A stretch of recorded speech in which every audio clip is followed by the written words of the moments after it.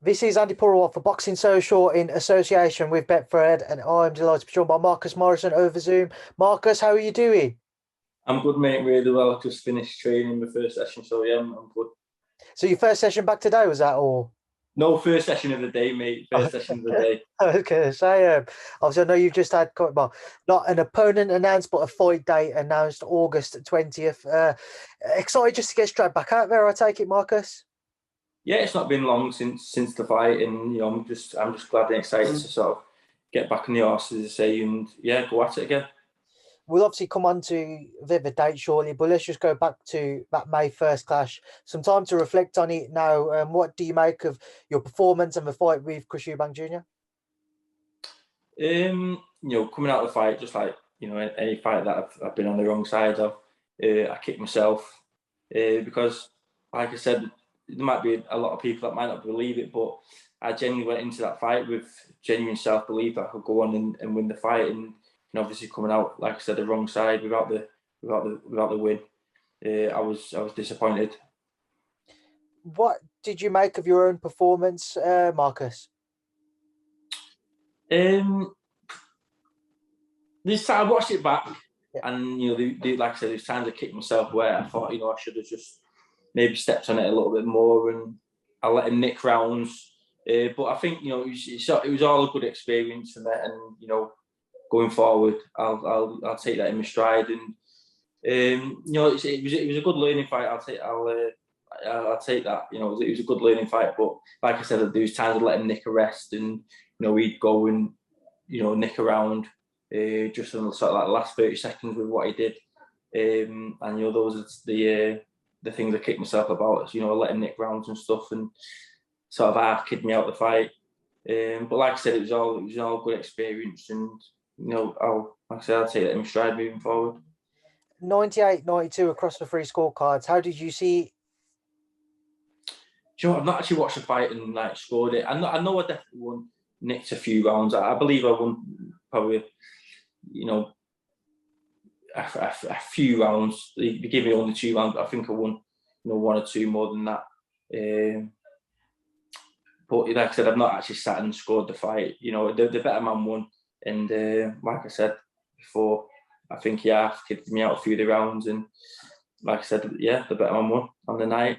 Just to pick that back up, look, say one thing people mentioned about the fight and your own performance was you showed just how tough you were, because there were times when both of you obviously standing there trading, but I think there was a couple of occasions where on TV where I watched it, it seemed like you were hurt, but you continued to push forwards. How much credit do you think you've come away with? How much credit do you think you've come away with from this fight, Marcus? In terms of being tough, you know, it's bittersweet being called tough, because you know, nobody wants to you know, go out, you know, without being on the shield, but I don't think any boxers sort of want to just be known as a tough fighter as well, you know, saying that. So yeah, I think I put up a good fight, and you know, for weeks and weeks and weeks before the fight, you know, up until, well, from when the fight got announced up until fight night, you know, the amount of stick I got, that I was going to get ironed out in a couple of rounds, and you know, it might not go past sort of 3 or 4 rounds. This is sort of weeks on end, and some of the same people that were saying that, you know, on Twitter and stuff, you know, tweet me after the fight or the day after, saying, you know what, I thought he was going to get smashed in a couple of rounds, but you know, fair play, you give it a good go and you held your own. So respect, sort of thing. But like I said, that's all good. But in my eyes, you know, I didn't come away with what I went in there, you know, to come away with, and you know, it was still disappointing. I know, as you say, that you didn't come away with what you wanted, but from kind of a critic's perspective, again, just going back over your performance, you might not have had the result, but because of kind of the recognition you've got for your performance, do you think it has put you in a better position than what you was before the fight with regards to what could be up and coming around the corner for yourself? Yeah, in terms of moving forward, I don't think it's done any damage to my career. Like I said, if anything, it's, you know, my stock's probably rose. it was a big fight. He was out there, you know, live on Sky Sports pay-per-view. So my name's out there, and I believe, you know, I put up a good fight, and there can be some good fights made from the back of that. Moving forwards onto that night, I just want to touch on one thing. I saw a photo with yourself and Roy Jones Jr. What did you guys have to say to each other?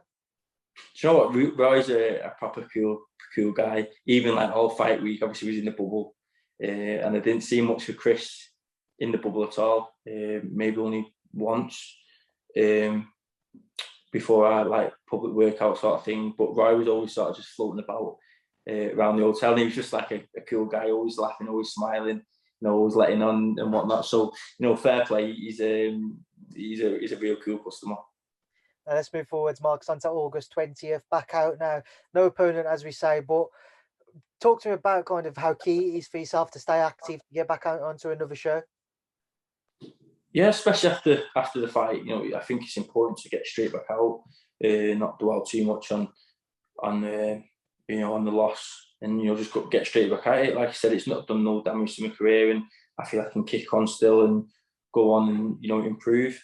And, you know, this is just a good chance to get straight back out there, you know, keep my name out there, and, you know, make sure, you know, I still stay ranked, and, you know, just keep me out there, and hopefully by the end of the year, you know, I've had another fight since then.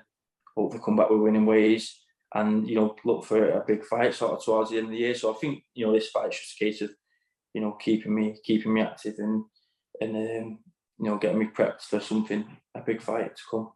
I was saying, Marcus, you know, what conversations have you had about how you would like the remainder of this year beyond August 20th to play out for yourself? Yeah, so it's only sort of 6 weeks away now, the fight. So obviously no opponent yet, and if I'm honest, it's not going to be a huge fight, you know, title fight. But like I said, it will stand me in good stead for what I go on and do at the end of the year. What I get in a real tough, meaty fight at the end of the year. Hopefully, get a title on the line, and, you know, I don't want to be sort of fighting smaller shows, you know, fight after fight. You know, I think it's good to get me out there and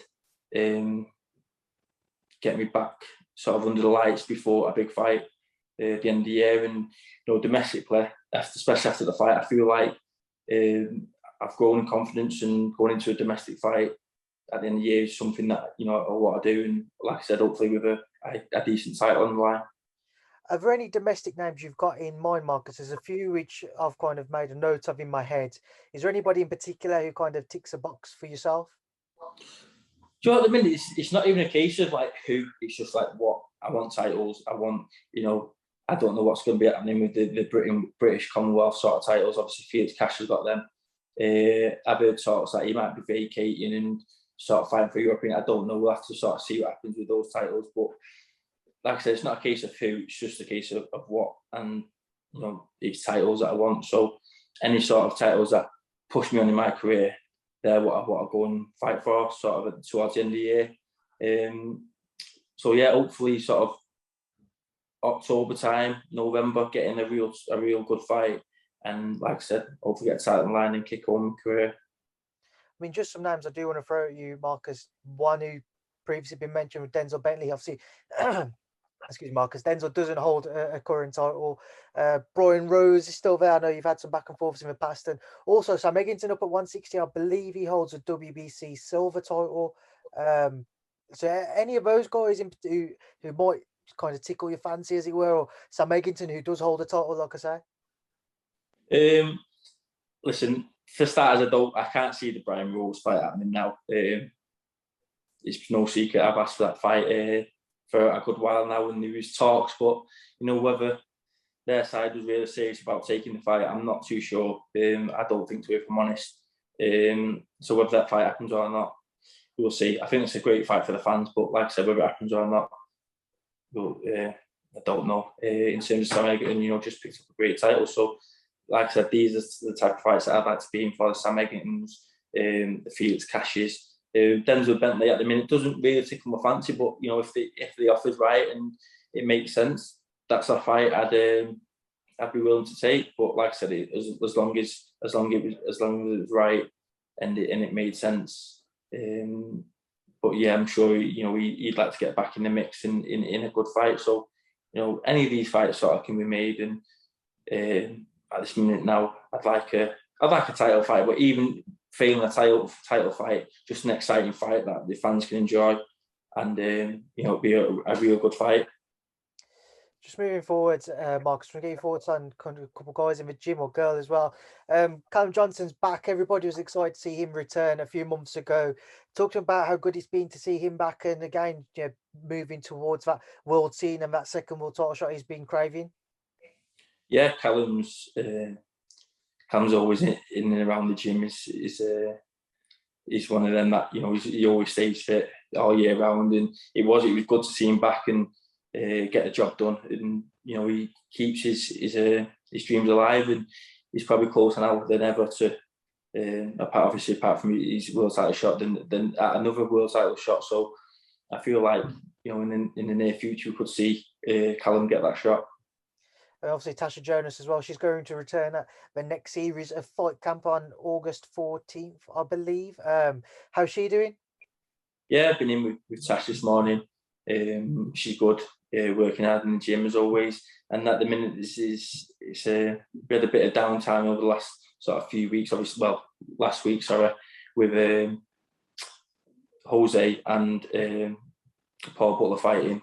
And yeah, it was just nice to have a bit of a chilled week, if you like, go and watch them box and get the jobs done. And now we turn it back up, ready for fight night, 6 weeks. And yeah, Tasha be more than ready come when she's ready to fight. And Marcus, this coming weekend, the past campmate of yours, Lyndon Arthur, returns to the ring against David Ferracci. I don't imagine you might know much about Ferracci, but what should you expect to see? What should everybody expect to see from Lyndon this time around as he looks to build on that impressive victory against Anthony Yarde? If anything, I'd say a lot of confidence.